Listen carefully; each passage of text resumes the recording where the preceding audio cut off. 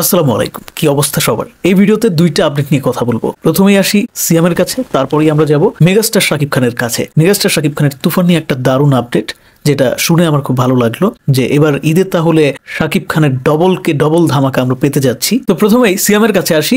সিয়ামের জঙ্গলি আসতে চলেছে। জঙ্গলি সিনেমাটার ছোট ছোট যে আপডেটগুলো আসতেছে, ছোট ছোট যে গ্লিমসগুলো আমরা দেখতে পাচ্ছি, তাতে করে বোঝা যাচ্ছে এই সিনেমাটা কিন্তু কোয়ালিটি সম্পূর্ণ একটা সিনেমা হতে যাচ্ছে। এবং আমার মনে হয় সিনেমাটার যে লেভেলের মার্কেটিং তারা করতেছে জঙ্গলি টিম, এই সিনেমাটা শেষ পর্যন্ত ভালো কিছু করবে, বক্স অফিসে ভালো একটা ফলাফল আনবে যদি ভেতরের কন্টেন্টটা ভালো থাকে। জঙ্গলি সিনেমার একটা গানের ছোট্ট একটা টিজার তারা আপলোড করেছে। সেখানে দেখা যাচ্ছে সিয়ামকে পুরাই অন্য একটা লুকে, যেই লুকে সিয়ামকে এর আগে আমরা দ্বিতীয় যে পোস্টারটা এসেছিল সেখানে দেখতে পেয়েছি। যদিও ওই পোস্টারটা নিয়ে আমার কথাই বলা হয় নাই, সরি, কথা বলা উচিত ছিল। যাই হোক বন্ধুরা, টাইগার মিডিয়ার ইউটিউব চ্যানেলে জঙ্গলি থেকে কিন্তু একটা গানের টিজার চলে আসছে। গানের টিজারের নাম হচ্ছে জনম জনম। হ্যাঁ, জনম জনম, যেটা গেয়েছে তাহসান, আমার খুব প্রিয় একজন শিল্পী। জঙ্গলি নামটা এখানে কোথাও দেখতে পারতেছি না, এই জন্য অনেক দর্শকই হয়তো কনফিউজ হয়ে যাইতে পারে। সো এই ব্যাপারটাতে তাদের আসলে দৃষ্টি দেওয়া উচিত ছিল, এটা ভালো করে নেই। অ্যাটলিস্ট টাইটেলে জঙ্গলি নামটা মেনশন করা উচিত ছিল। যাই হোক, জনম জনম এখানে দেখা যাচ্ছে দিঘির সাথে। ও মাই গড, আমি তো জানতাম জঙ্গলিতে বুবলি আছে, তার মানে জঙ্গলিতে দিঘিও আছে এবং সিয়াম দুইটা, এইটা আমি এখন শিওর। হ্যাঁ, কারণ হচ্ছে সিয়ামের একটা ভিন্ন লুক এখানে আমরা দেখতে পাচ্ছি। প্রথমে সিয়ামের যে একটা লুক আসছিল সেটা কিন্তু একদমই জঙ্গলি টাইপেরই লুক ছিল। সেখানে দেখা গেছে যে বড় বড় চুল দাড়ি দিয়ে একদম সিয়ামকে চেনাই যাচ্ছে না, তামিল একটা ভাইব পাইছিলাম।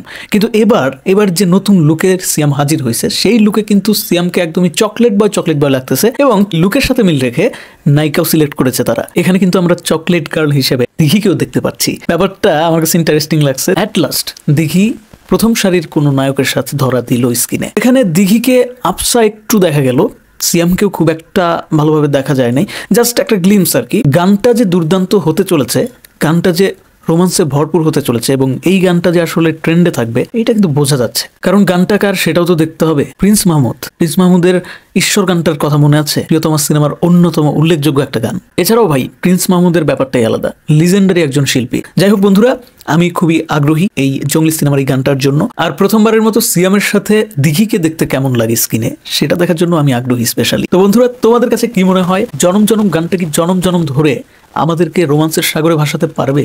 কমেন্ট বক্স স্বাধীনতার জায়গায় ওইখানে জানাও। এবার আসি শাকিব খানের কাছে। শাকিব খানের ঈদ উল ফিতরের এবারের আপকামিং সিনেমার নাম বরবাদ, সেটা আমরা জানি। সম্প্রতি সেই সিনেমার শুটিং শেষ হয়েছে, সেটাও জানি। কিন্তু ডাবল ধামাকা নিয়ে যে এবারের ঈদ উল ফিতরে শাকিব খান আসতে যাচ্ছে, সেইটা কয়জনে জানি? বন্ধুরা, বর্ষসেরা অন্যতম সুপার ডুপার হিট সিনেমা ছিল গত বছর কোনটা? নিশ্চয় তুফান। শুধু আমাদের দেশে না, বিশ্বব্যাপী একটা দারুণ ক্রেজ সৃষ্টিকারী সিনেমা ছিল তুফান।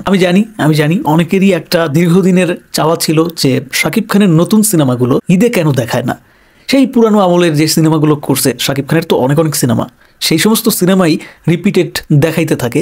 সদ্য যে সিনেমাটা সুপার ডুপার হিট হইলো সেইটা দেখায় না। মানে আমাদের দেশে ওই ধরনের মুভি রিলেটেড স্পেসিফিক কোনো টিভি চ্যানেলও ছিল না এতদিন পর্যন্ত, এখনো নাই। কাজেই আমরা কিন্তু চাইলেই নতুন নতুন সিনেমা যেগুলো 6 মাস আগে বা গত বছর রিলিজ হয়েছে, সেই সিনেমাগুলো কিন্তু হরহামেশা টিভিতে দেখতে পারি না। তবে এবার শাকিব খানের এত সাফল্যের মুখ দেখা একটা সিনেমা, যেটা কিনা ওয়ার্ল্ড ওয়াইড কাঁপাচ্ছে, এখনো কাঁপাচ্ছে। যে একটু আগে আমি একটা ভিডিও করলাম, যেটা হচ্ছে তুফান সিনেমার একটা টাইটেল ট্র্যাক, সেটার যে ব্যাকগ্রাউন্ড মিউজিক সেটা ইউজ করছে হচ্ছে আইপিএল এর বড় দল মুম্বাই ইন্ডিয়ান্স। তারা তাদের ফেসবুক পেজে কিন্তু সেই মিউজিক ব্যবহার করেছে। সো এটাও একটা গর্বের বিষয়। সো সেই সিনেমাকে কিভাবে তারা ইগনোর করবে?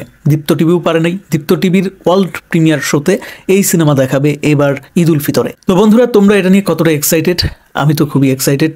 এবার যে সমস্ত দর্শক ব্যস্ততার কারণে প্রথম শো দেখতে যেতে পারবে না বরবাদের, তারা কিন্তু চাইলে এই ওয়ার্ল্ড টিভি প্রিমিয়ারে বাড়িতে বসেই তুফান সিনেমাটা দেখে নিতে পারবে।